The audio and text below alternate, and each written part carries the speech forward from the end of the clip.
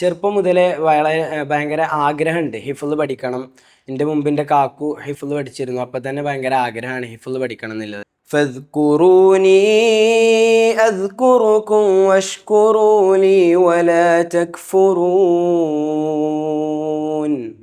8ാം ക്ലാസ്സിൽ പഠിക്കുമ്പോഴാണ് ഞാൻ ഹിഫ്ളിന് ചേർന്നത്.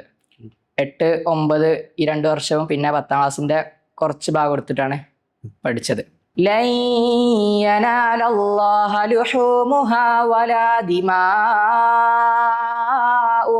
വലാകിൻ യനാലുഹു തഖ്വാ മിൻകും. ഒരു 4-5 മാസം കൊണ്ട് ഒരു 10 ജുസ് ബാക്കി ഉണ്ടായിരുന്നു. അൽഹംദുലില്ലാ അതും കഴിഞ്ഞു. ഈ 17-18 വയസ്സ് പ്രായത്തിലുള്ളവർക്ക് പലർക്കും സംശയമുള്ളതാണ് ആ പ്രായത്തിൽ പഠിക്കാൻ പറ്റുമോ എന്നുള്ളത്. അതിനൊരു ഉദാഹരണമായിട്ട് പറയാൻ പറ്റും.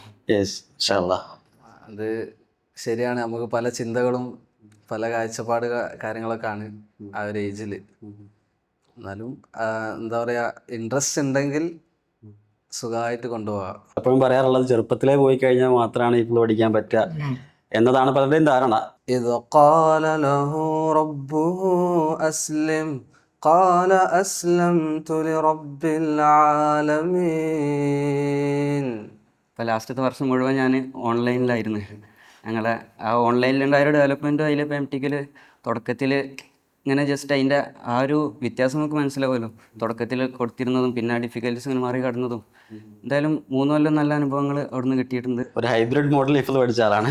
ومن أحسن دينا ممن أسلم وجهه لله وهو محسن واتبع ملة إبراهيم حنيفا واتخذ الله إبراهيم خليلا.